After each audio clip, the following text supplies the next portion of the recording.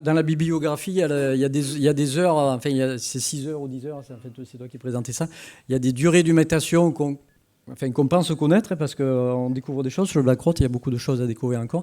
Il y a des durées d'humectation, et sur la base de ces durées, on va penser que l'épisode a été contaminant ou pas, avec plein de bémols, parce qu'on découvre un peu ça. Mais la durée l'humectation, ça se mesure par des stations météo, hein, pour le point de rosée, là.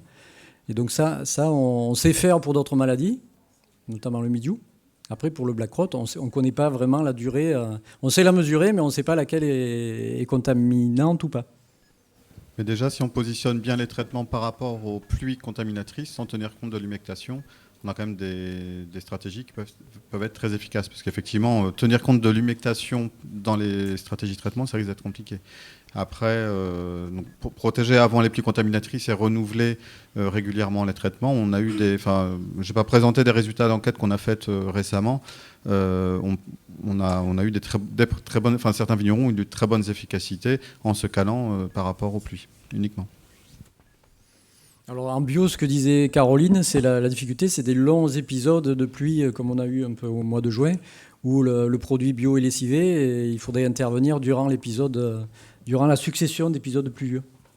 Je vais juste vous présenter rapidement donc justement un résultat d'enquête qu'on a fait au mois de décembre. En gros, j'ai regardé les calendriers de traitement de deux vignerons qui sont voisins. Ils ont vraiment leurs parcelles qui sont mitoyennes.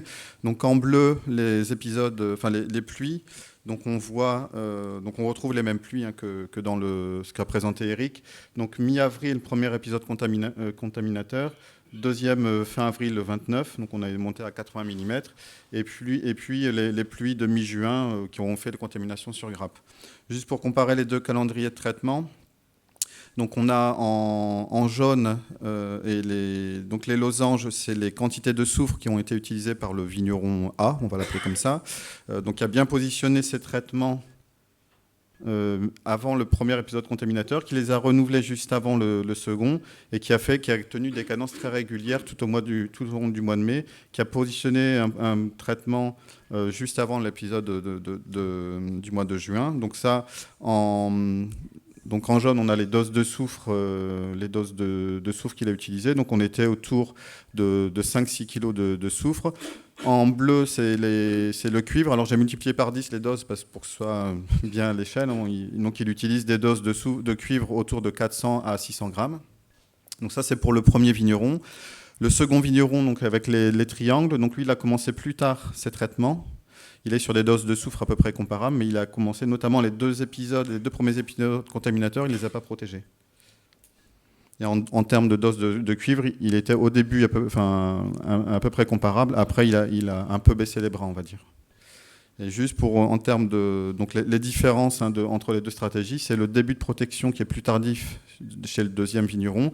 Et puis, pour différentes raisons, il a fait une grande fenêtre dans laquelle il n'avait pas intervenu parce qu'il y avait beaucoup de vent. Donc, il y a à peu près une vingtaine de jours non protégés autour de la fleur. En termes de résultats, donc on a des traitements en quantité de traitement. Donc, le premier a fait 11 traitements et il a eu très peu en maximum, il a eu 5% de pertes sur certains grenaches. Son voisin fait 9 traitements, donc pas beaucoup de différence. Il y a certaines parcelles qu'il n'a pas du tout vendangées.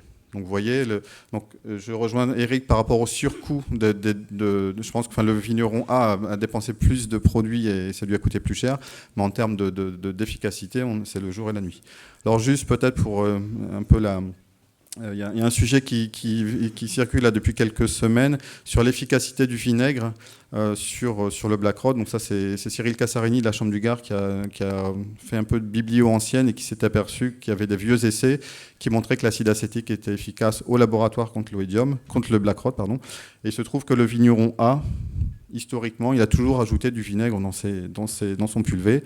Et bon, alors je ne sais pas si c'est ça. Moi, je pense plus que c'est le positionnement des traitements qui lui a permis d'avoir une très bonne efficacité. Mais donc, il y a un point d'interrogation et peut-être à vérifier, probablement à vérifier dans le cas d'expérimentation sur l'efficacité du vinaigre. J'aimerais savoir quelle a été la fiabilité du modèle de prévision Blackrot, l'état potentiel d'infection dans vos régions respectives. Est-ce que déjà vous vous servez de cet outil pour établir les préconisations ?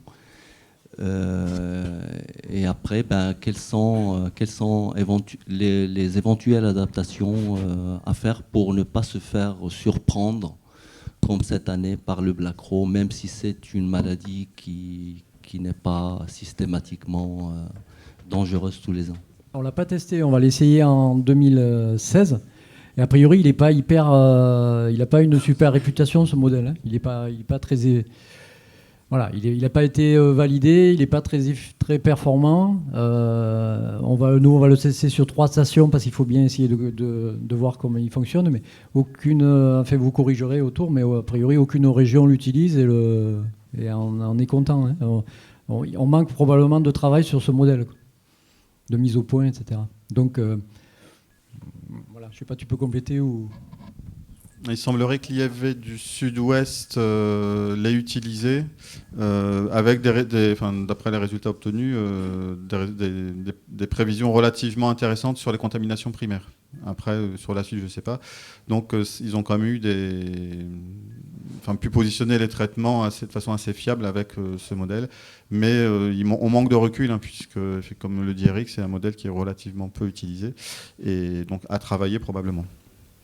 On prend une dernière question. Je voulais juste rajouter par rapport au modèle, au-delà du modèle, ce qui est important, hein, pour voir s'il y a besoin de débuter la lutte, il faut absolument que l'ensemble des vignobles puissent suivre la maturation des péritestes. Nous, dans le Rhône et en Rhône-Alpes, donc on s'est intégré dans le BSV, on a toujours fait le suivi, et donc on fait déclencher la lutte dans les parcelles extrêmement sensibles dès qu'il y a eu différenciation des ascospores.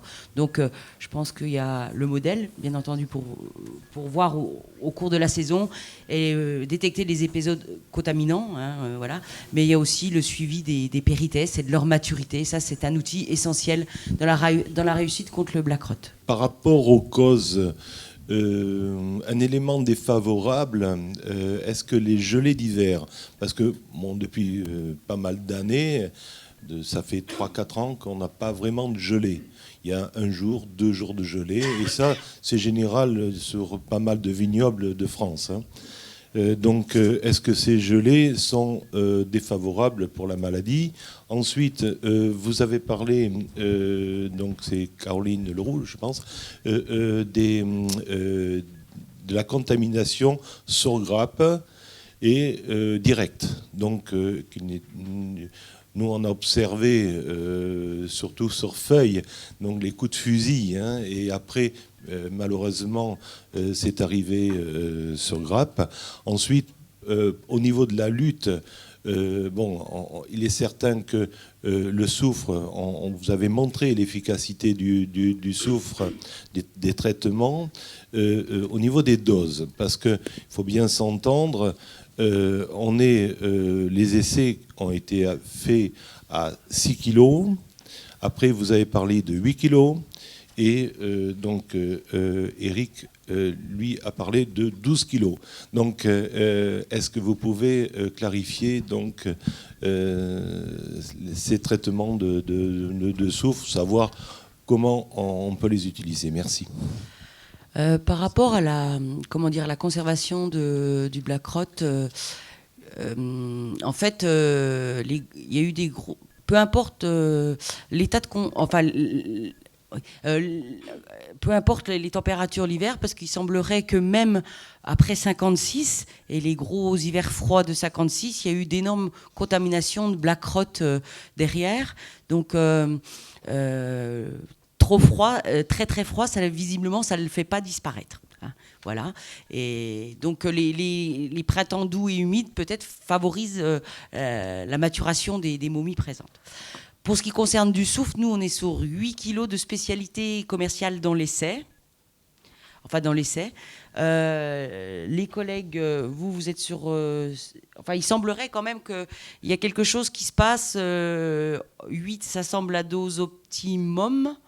6, c'est peut-être un petit peu juste, mais il faut il faut également voir en fonction du volume foliaire. Voilà.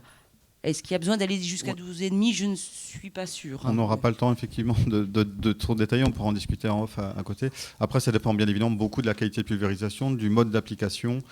Si on est en jet projeté, notamment sur les premiers traitements, si on est en pneumatique, en jet projeté.